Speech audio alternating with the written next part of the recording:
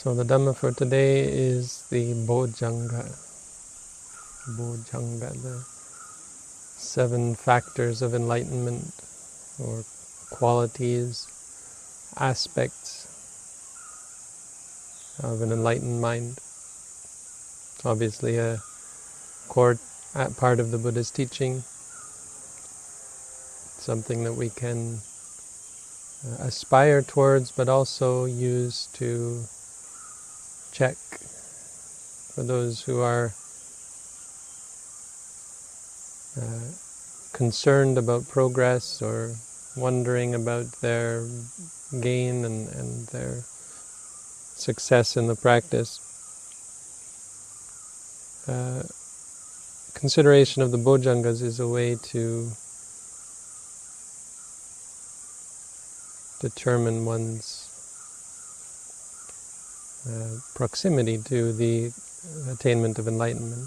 So you can check the existence and the maturity of these 7 factors, 7 qualities or aspects. These 7 qualities make up the mind that is at the level of becoming enlightened. So with the maturation of these 7 qualities, one is capable of attaining enlightenment, awakening to the truth, understanding the nature of reality, letting go of suffering.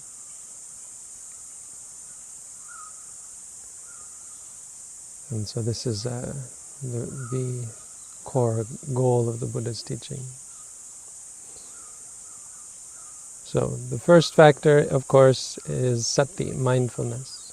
Mindfulness, no cultivation of wholesome qualities in the Buddha's teaching would be complete without a discussion of mindfulness. Mindfulness is at the core, at the pinnacle of development in the teaching of the Buddha. Of course, there's not a lot that needs to be said about mindfulness. This is something that should be familiar to us as practitioners of the Buddha's teaching. Mindfulness being so very core, very essential, that it's familiar. But how it relates to enlightenment, why is it a factor of enlightenment, or how to understand that mindfulness actually does some good for us and lead us closer to the attainment of enlightenment, lies in understanding what we mean by the word enlightenment. So another word for it is awakening, but it basically means coming to understand the truth of reality as it relates to happiness and suffering. So understanding the causes of suffering, to let go of them and to abandon them. Understanding suffering so that we don't cultivate it, so that we don't instigate further suffering. And on the other hand, understanding freedom from suffering and the path that leads to freedom from suffering. So this is what we're aiming for.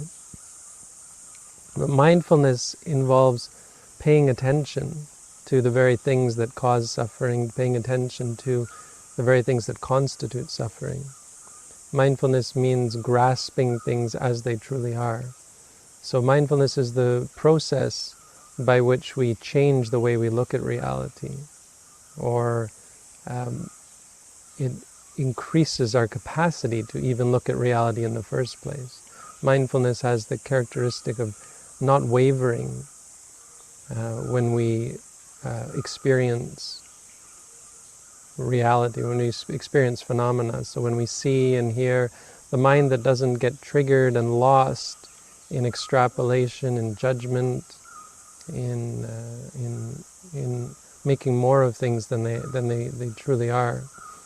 Mindfulness grasps the very experience as it is. When we cultivate on a momentary basis the practice of noting, saying to ourselves, seeing, or when we have pain, or even just the movements of the body, walking, is the process of grasping the objects, grasping the experiences at their essence.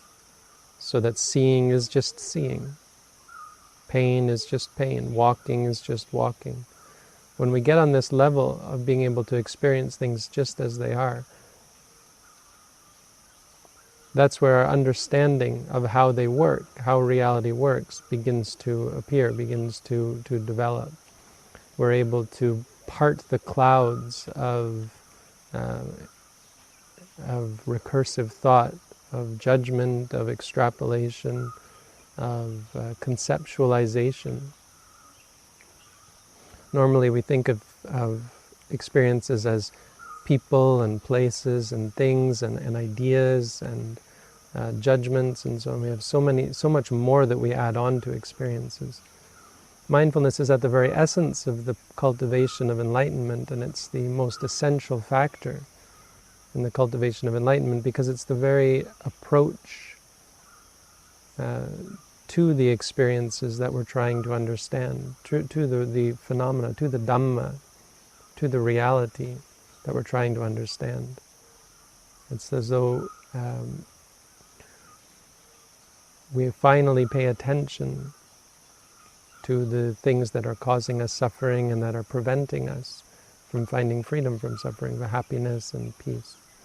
So without paying this sort of attention, without being able to confront the experiences just as they are, we'll never be in a position where we can even begin to free ourselves from suffering and find the truth that leads us to happiness and peace.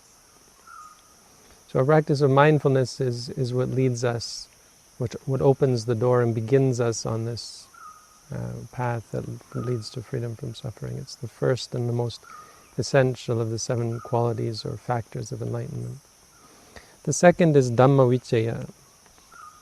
Dhamma Vicaya literally translates as something like investigation or exploration of truth, of Dhamma, of reality. The commentary explains that it really just refers to wisdom, or it is a way of describing wisdom. And this gives us a idea of what is meant by wisdom in the Buddha's teaching. Wisdom isn't something intellectual, philosophical, abstract, conceptual. Wisdom really is the mind that is approaching and investigating and exploring the true nature of reality. It's the inevitable consequence of cultivating mindfulness. So as we pay attention, even just watching the body move, watching the mind think, watching the emotions and confronting them and acknowledging them and reminding ourselves, this is seeing, this is feeling, this is walking, and so on. This is the inevitable consequence, is that we begin to understand reality. We have this quality of mind, and this is something you can check that comes as a result of mindfulness. You can notice that as a result of paying attention, your mind becomes in a way kind of curious or more familiar with experiences, more alert to their nature, to their interactions, to the way causes lead to effects. The cause of suffering leads to suffering, the cause of happiness leads to happiness, and so on. Seeing the mechanics of how the mind creates good habits and bad habits, and how these habits lead to happiness or lead to suffering. The mechanics, the way the mind works, this is what you come to see. You come to see the nature of the experiences, the nature of the things that we come in contact with in our experiences, the nature of the objects that we crave, the nature of the objects that repulse us, the nature of that craving, the nature of that repulsion. Most importantly, you come to see that none of it is worth the craving, the clinging, the aversion, the repulsion, the reactions. None of it is worth the stress and the worry and the fear and the hopes and the dreams and the ambitions. None of it is worth any of that. Specifically seeing that all of the things that we crave for or cling to are impermanent, are unstable, unpredictable, not dependable. Seeing that they are unsatisfying, that no matter how much we get of the things that we think are going to satisfy us, they can never really make us happy. And no matter how much we try to chase away or run away from the things that cause us suffering, we can never find satisfaction. We never truly be at peace as long as we're running away from things or seeking or chasing after other things. And that all of the things that we chase after or run away from are not under our control. They aren't ours, they don't belong to us. We don't have any real say over how they come or go or behave. So seeing these three things changes our perspective on reality. This is the essence of wisdom. This is the investigation that goes on through the cultivation of mindfulness. It's better thought of as a quality of mind than an actual activity. So investigation is not something you should actively take on trying to force some kind of understanding to arise. It's the natural consequence of paying attention, and you should allow it to arise naturally. You should notice that as a result of being mindful, we're able to have a better perspective on the way things work, and we have our mind just naturally inclines to seek out and to understand things the way they truly are. The third quality, Viriya, means effort. So the enlightened mind, or the mind that is on the right path to become enlightened, is one that is full of energy, that is alert, aware, sharp. The ordinary mind, the mind that is clouded by defilements, is dull, is drowsy, is tired, is lazy, is lacking in this sharpness, this energetic nature, this exuberance that you find in someone who is on the path to become enlightened. So you'll notice that through the practice of mindfulness, that you over time develop this natural quality of effortless energy. A person on intensive practice will find that they need to sleep less, sometimes not sleeping at all, practicing all day and all night, finding that they are never tired, their mind is never dull, their mind is sharp. There should be an energetic quality to the mind, something that you notice as a result of being mindful, which is, of course, a very important part of the actual cultivation of mindfulness. It's a loop where the more energetic you become, the better your mindfulness is, the better you're able to confront and face and see things as they truly are. The fourth quality is Piti. Piti means rapture, or zeal, enthusiasm, contentment. It's the quality of mind that is inclined naturally towards something. So in the case of the practice of mindfulness, how it relates to mindfulness and the cultivation of enlightenment, it means the sort of exuberance or zest for the practice itself, which is absent when we first begin to practice. It can be very challenging and very it can be a real battle trying to get the mind to even incline towards being mindful, incline towards paying attention and staying firm in the presence of desirable or undesirable experiences. But over time, what you cultivate, and what comes out of the prolonged practice of mindfulness, is that the mind becomes content and even interested and comfortable in the practice of mindfulness. It gets in its groove, so that it becomes second nature to cultivate mindfulness. Meditators will begin to find that they're naturally being mindful when they walk somewhere, when they stand, when they sit, when they eat, when they work or clean, or any of the things that they do during the day. They'll find that their formal practice goes smoothly. What we're aiming for and what we're waiting to experience through our practice of mindfulness is this state where mindfulness comes effortlessly. So we have effortless energy, we're enthusiastic, and we're inclined towards the practice. Rapture is an essential part and an indication that one has come to another level of practice, where the practice becomes comfortable, where the act of being mindful becomes preferred by the mind, and the mind dives into it wholeheartedly. without reservations, doubts, or hesitations. You know, this kind of enthusiasm is what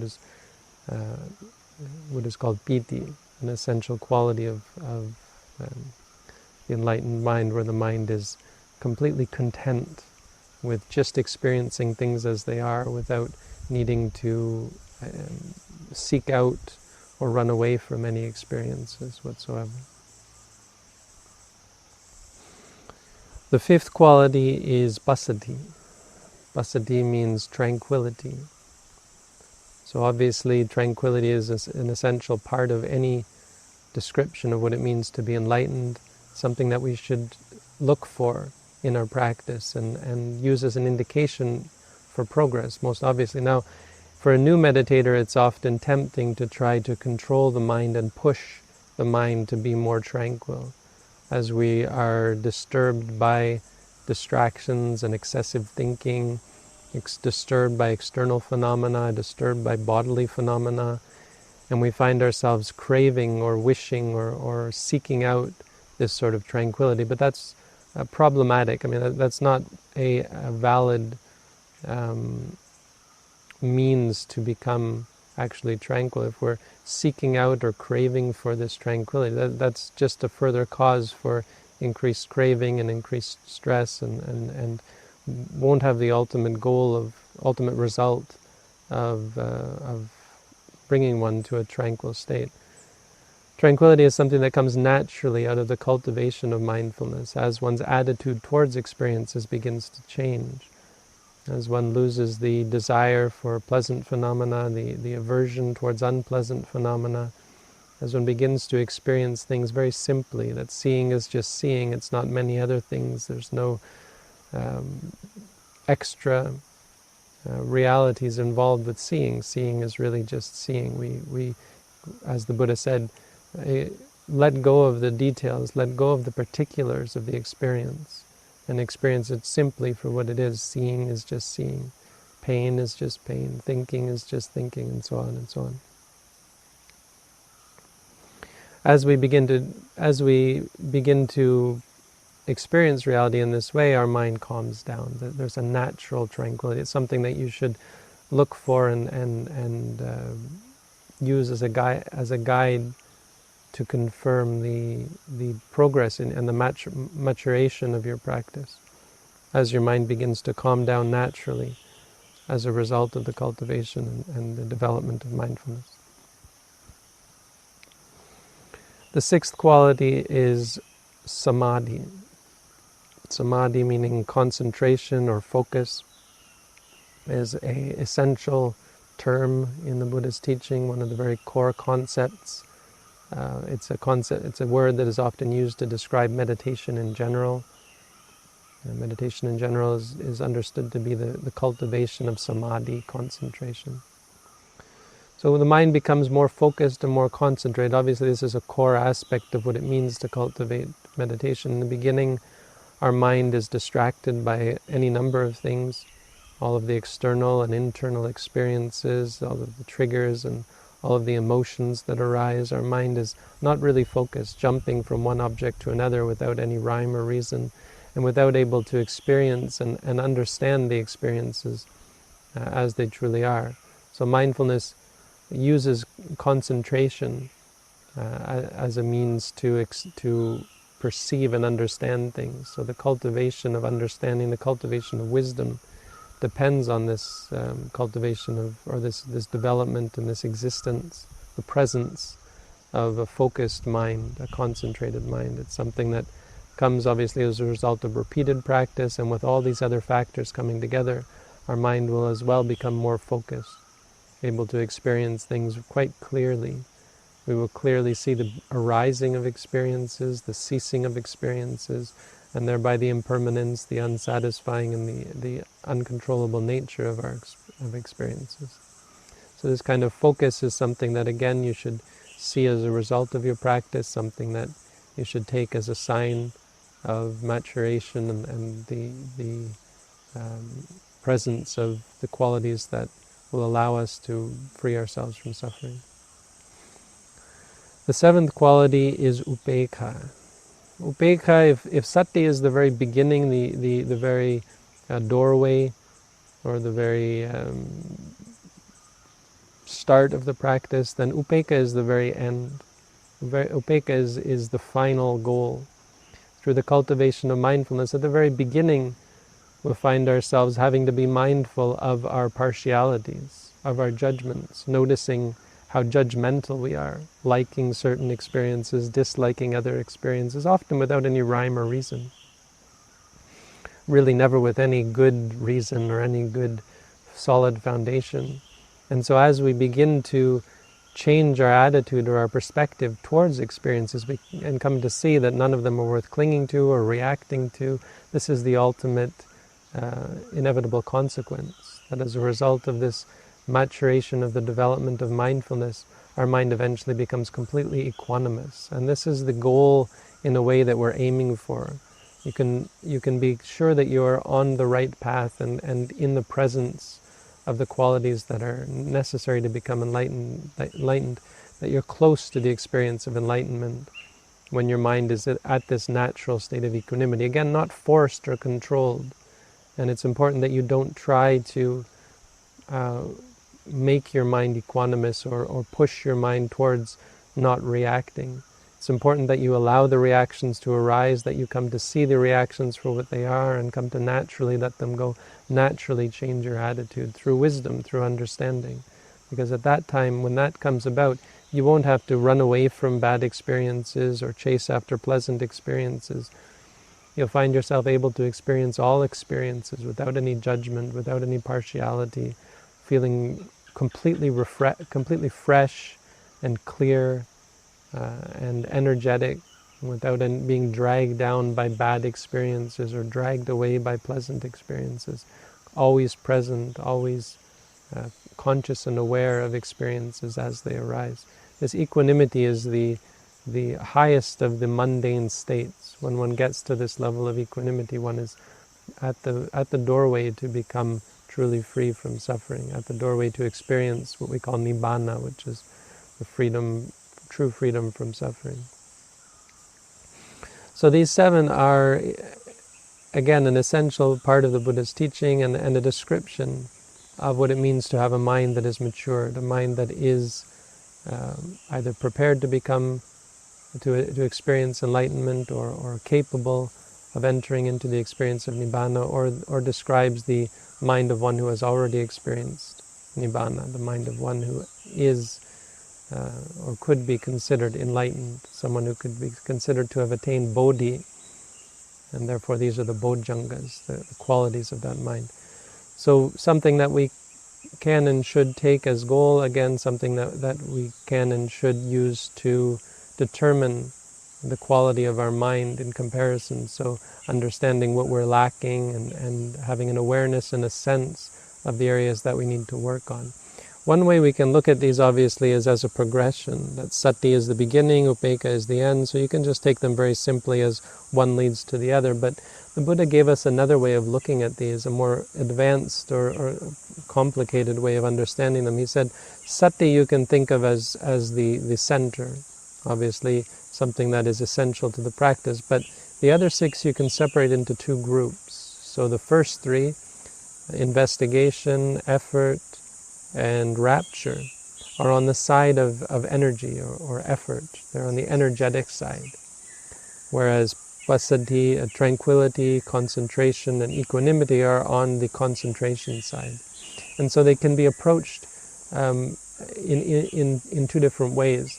When one finds one's mind is restless, distracted, over-energetic, then one can apply the second group, the group of Passaddhi, or one can emphasize those. One can understand the need for those, the need for and the lack of those in one's mind. Whereas on the other hand, if one is drowsy and sluggish and the mind is unwieldy, one knows that one is lacking in the first 3, the cultivation of investigation and effort and rapture.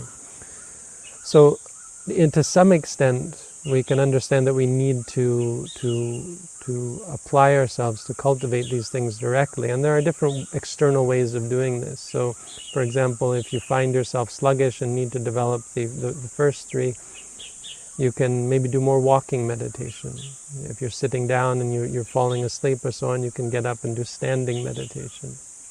Whereas on the other hand, if you find yourself restless, overly distracted, then you can sit down, or if it happens during sitting meditation, you can even lie down to change your attitude.